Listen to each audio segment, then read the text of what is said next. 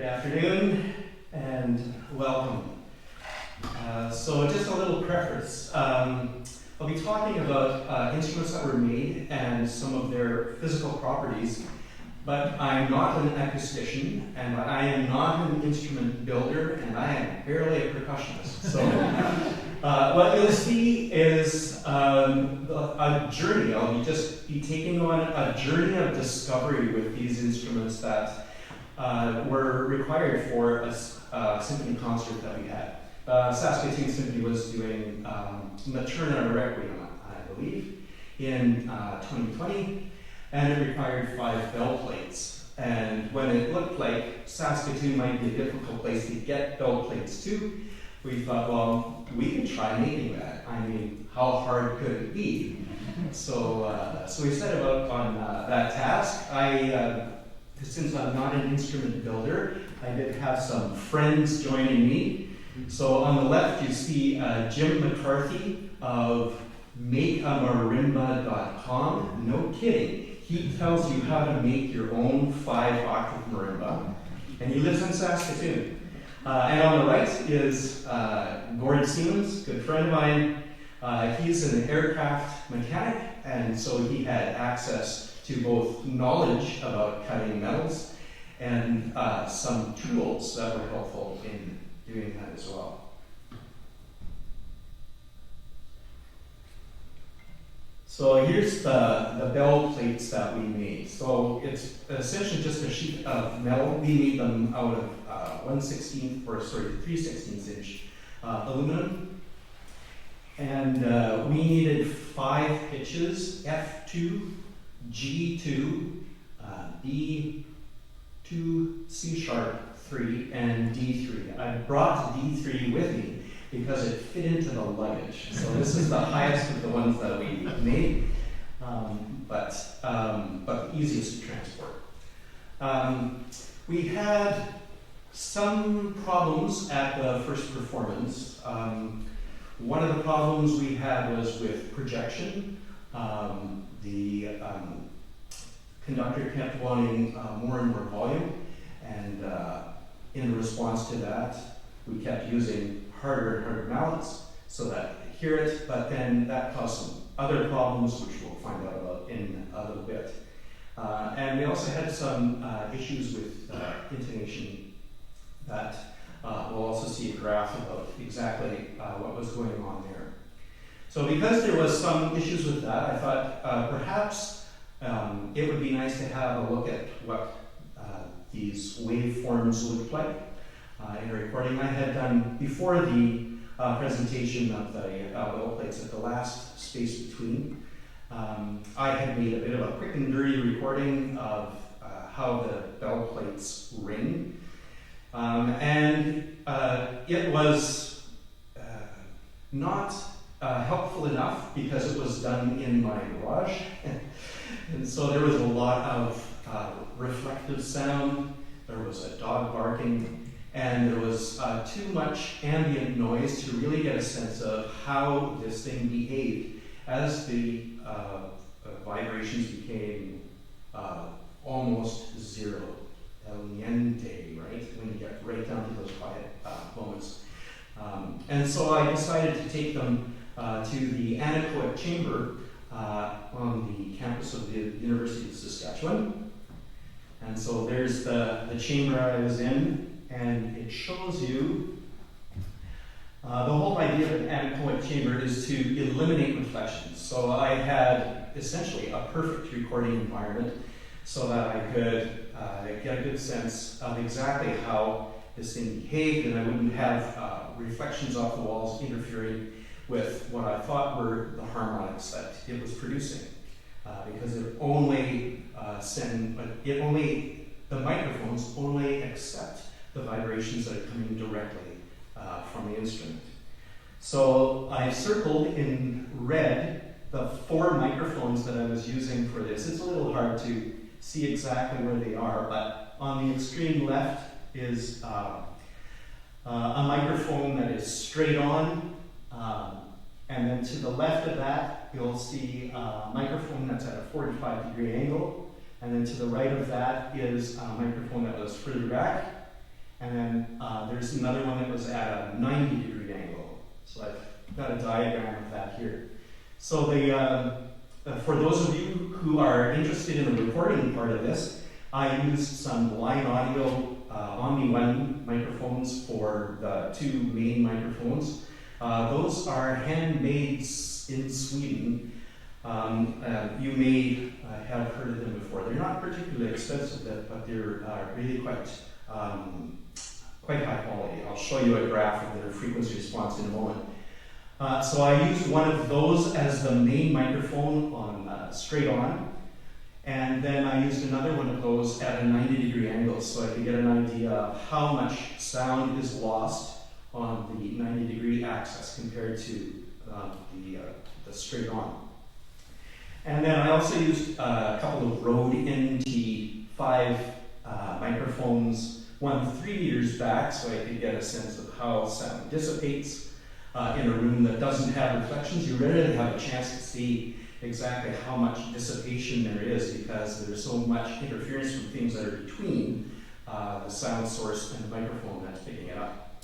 And then the 45-degree angle of the NT1 again, just to get an idea of what was happening, how far off axis might be helpful to know. I could have used 60 microphones, getting all the way around. That would have been fun. But this was enough for me to get an idea. And therein is sort of the problem from an engineer's perspective. From an engineer's point of view, this was not a very scientific afternoon. I am using some scientific tools to help a poor percussionist try to figure out what's going on and why did I have a problem in that performance. So what I was after is generalizations. Is there a way of talking about how this thing behaves when there are certain conditions, like where you're hitting it and what you're hitting it with? So I gathered data, and there's actually quite a lot. I just did the recordings in November, and I have 3 hours of recordings from each of the microphones, and so sifting through a lot of that. I did get enough information from the first two microphones, the line audio straight on and the line audio at 90 degrees, to know that there is about a 20 decibel drop in sound from straight on to on the side, which is very, very significant. Here's the graph of the line audio microphone. It's an omnidirectional microphone and over 20 to 20 kilohertz. It's plus or minus 1 dB, so pretty accurate. You can be pretty sure that that is the frequencies that you're hearing. So before we can go on with looking at some of the graphs, it should be pointed out that there are a couple things about the way plates vibrate that would be helpful to know as we take a look at more detail. The first one is a strike tone versus a hum tone. When acousticians, that's a hard word to say. I don't know if I'll do that anymore. When they talk about the way church bells ring in particular, they talk a lot about the strike tone, which is the pitch that you perceive as the pitch of the instrument. And then there's the hum tone. If you let that church bell ring for a long time, eventually that pitch that you first heard disappears, and you're left with a much, much lower pitch that continues to hum. So we call that the hum tone and the strike tone. And that is also apparent in some other instruments, chimes in particular. You'll also notice that. That's why a lot of percussionists argue about what pitch is actually coming from the chimes, because some people are hearing the hum tone and some people are hearing the strike tone more predominantly. And in a bell plate, we don't really want a lot of the upper harmonics. So anything we do in terms of trying to get the sound out is trying to enhance those lower frequencies, the frequencies that the acousticians would call a hum tone. So we'll see that exactly in the graph too. And then the other thing we need to know about the way these plates vibrate is that there are nodal lines, but they aren't what you'd expect. If you have a bell plate that's a ratio of about 2 to 1, then the two lines of two nodal lines are fairly parallel. But here you can see on the left, this comes from Cambridge University.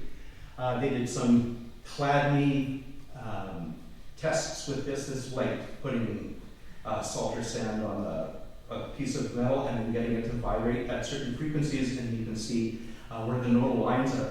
But you can see for something shorter or a lower ratio than 2 to 1, you actually have curvature to those lines. So that has an impact on where you're going to put the holes for the bell plate. And to the point where if you have a square plate, those lines aren't even lines anymore. It's like an X through the middle. So it has a big impact on how where you hit it can change. You'll see that in a moment too. All right, so then my process was really just to do a little bit of discovery in two areas. One is strike points, that is, what does it sound like when I hit it in different places? And then you could just do this in your garage, right? But it's kind of fun to do it in an anechoic chamber because it's like nobody else has done this. There's a few things there. So you'll find that, I don't know if you can see it from where you are, but this bell plate has been marked with a grid. So the lower right quadrant of this bell plate has markings at the center, the nodal lines, if they were straight, but we know they're not. And then also the edges. So I've got lots of points on there that I wanted to try out. And we can sort of assume that the nodal lines are going to increase the perceived upper harmonics, and at the edges, they'll tend to increase the perception of the hum tone. The problem with these things are that striking anywhere in the center increases the movement in the plate, especially if you're hitting on the side. It tends to want to twist, and as we heard before, the twisting motion actually has a vibrato effect then, because you have that decrease in perceived volume from the straight-on microphone compared to the 90-degree microphone. Now, and the other problem that you have, if you do hit in the center, because it's a more likely place to do that, it does actually decrease some of the hum tone, because it is a nodal point. So you will lose some of that. So you're going to have to play sort of a game of which is the lesser of two evils. And of course, any off-center strikes may activate some odd harmonics. And we'll see that too. So this is just a close-up of that marking I did on the quadrant, the lower right quadrant. So what you see in the middle there is the center of the plate. And then what would be the nodal line and the center if the lines were straight. And then I also made a little mark right at the edge. So I played the plate with this. This is a Meinl rubbing mallet. You rub the gongs with this, but I used this for testing the strike points because it was small enough for me to pinpoint the locations that I wanted to study, but it was soft enough that it wouldn't have too many overtones that I wasn't interested in anyway. So here's where it gets kind of interesting. I do have a video of me going through that. Now I allowed each strike, so that's 1, 2, 3, 4, 5 across the top, and then I went halfway between each one of those. So 1, 2, 3, 4, 5 between those markings, and then the second markings down, 1, 2, 3, 4, 5, and then in between that and the bottom, and then of course across the bottom. So I have 25 strike points that I was looking at. And I would allow the plate to come almost to a complete stop before I did the next one. So that's a long time. So I made a little bit of an abbreviated one. It's still about 2 minutes long. So at this point, if you are the kind of person that is geeking out about this, you're going to enjoy it. But for others, it may be a little bit like watching paint dry. But let's give it a try. I think it's kind of interesting. I tried to condense this to the point that you could really hear the harmonic differences as I struck in different places. And like I said, this is not very scientific because I only struck once, and you can't possibly strike with equal intensity and even the same quality of stroke in each place. It's just giving you an idea of what you might get in some of these spots. Here we go.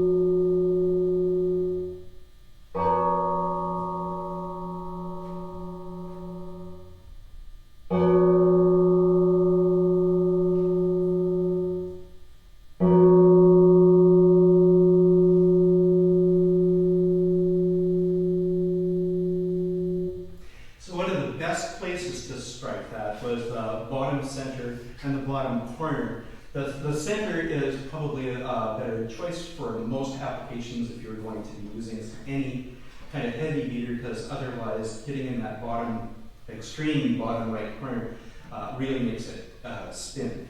But here's a representation. This is using Sonic Visualizer to show on the top. You can see a representation of the way that note vibrates. And on the bottom, we've got a graph of the most prominent frequencies present. And there's lines that go vertically at the points where it senses the strongest frequency. And if you hover your mouse over that point, it will tell you exactly what that frequency is and the relevant pitch to go along with that.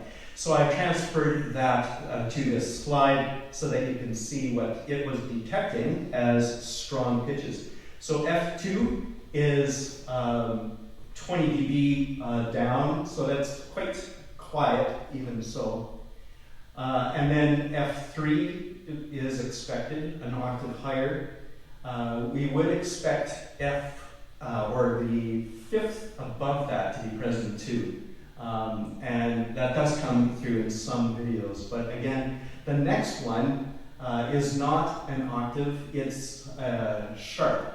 So F sharp, and then the next strongest one is C sharp 5, and even that plus 6 cents. And then there's a cascading line of 3 frequencies: G sharp 6, G sharp 5, A sharp 5, and D sharp 6. So that is for that point. Okay, that's for that point right at the edge. This is what it looks like for that point, the nodal point. And here you can see there's almost all the other frequencies are gone except for A sharp 5. And that is the point where the 2 nodal lines are meeting. And I'm sure you heard that that sounded quite a bit different. Here's a representation of the graph. If I used probably more commonly used amount, this is a Grover. This is actually what they need for doing tam-tam rolls. It's the TT4 model. So a little lighter than most tam-tam mallets, but still some good weight. So here you can see lots of activity at the bottom, but that really is very, very quiet. If you look over this side, that's 120 decibels below. And so it's not, you wouldn't hear any of that really. So at the moment of impact, you can already start to see some of those frequencies being present. Here's 0.05 seconds in, 0.1 second, so now they're quite a bit more established. 0.2, 0.3, and I'll just sort of skim through them. 1 second in. From here on, it'll be 2 seconds, 3 seconds, 4 seconds.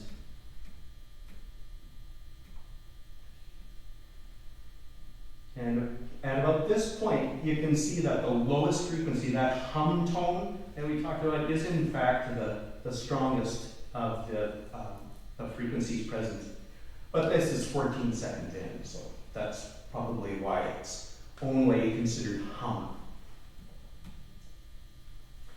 All right, so I'm going to just do a quick thing on beaters then. So I wanted to get an idea of what you should hit this with, and the answer is anything you like, because everything is usable in a particular context.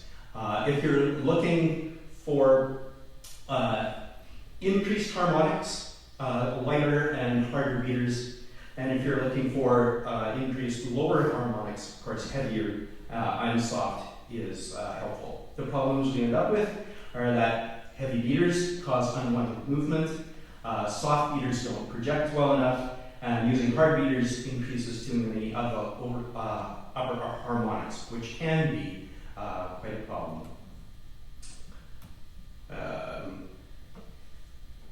Well, that's just the raft of beaters that I use. Everything from a Glock brass beater to something like, well, I did use a larger Grover Tam mallet as well, a red one, and it was too heavy. This chart shows you the weights of all the mallets that I used, and the ones in red are the ones that were too heavy to be useful. They caused too much motion in that. And the ones in the light blue are too light to be useful. And all of the ones that we used for that performance were actually in the marimba column. And you can see that even after, well, the red one, this one here, is a little bit heavier, and the purple one is a little heavier. But the blue, green, and orange are all exactly the same weight. They're just a little bit harder one from the other. And so we didn't have anything heavy enough, really, to help us get those fundamental pitches. I'm going to zip through, so this is another, I'll just zip through the timeline quickly. using 3 different gears. This is the minor. You can see how things decrease. And 17 seconds. This is the brass mallet. So you can see all the excited activity up in the upper harmonics there, especially at the moment of impact. And then this is the TT4, the tam-tam mallet. Moment of impact, and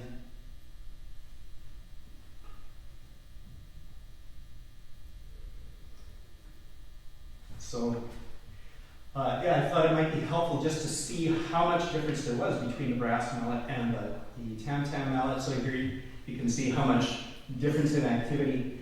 And in order to get a better sense of this yet, I took both of these graphs and what they call normalized them so that the strongest frequency is all the way to the top.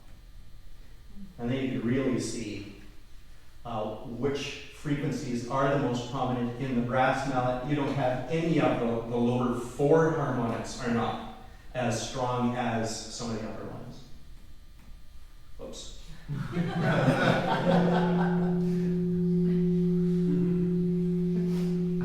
You know what? It sounds remarkably good. If there was a way to market something that sounded like that, it's got a beautiful initial contact sound and enough weight to have some of the fundamental precedents. Like, wow, a banana is perfect. How can you tell that I had lunch in between the 2 sessions? A morning session, lunch, and anyway, yeah. My son said I had to put that in there. So I just want, can I have 1 more minute? This is just, there's so much data here too that I'm trying to sort through. The only thing I'll point out here is that this particular plate, the one I brought with me, the D, had a particular problem with the overtones. And in fact, if you see the first one, D3, is already plus 3 or plus 39 cents, but that's because we had to tune it up at performance. The conductor was saying, oh no, it's flat, and that's because they were hearing, we were using hard mallet, and they were hearing the second one, C sharp 4, it was registering that. So even after tuning it up, that first harmonic is still quite flat. And you can see it's that, or the second harmonic, is the strongest, the C sharp. And so there's the big problem that needs to be solved next, is like, how can we get rid of unwanted harmonics, or how can we fine tune them? It may have something to do with the ratio of the length to width. It may have something to do with where the strings, where the holes are for the strings, based on how those nodal lines curved. We're not sure, but that's kind of the next step in the journey. And that's all the time for me. Thank you very much.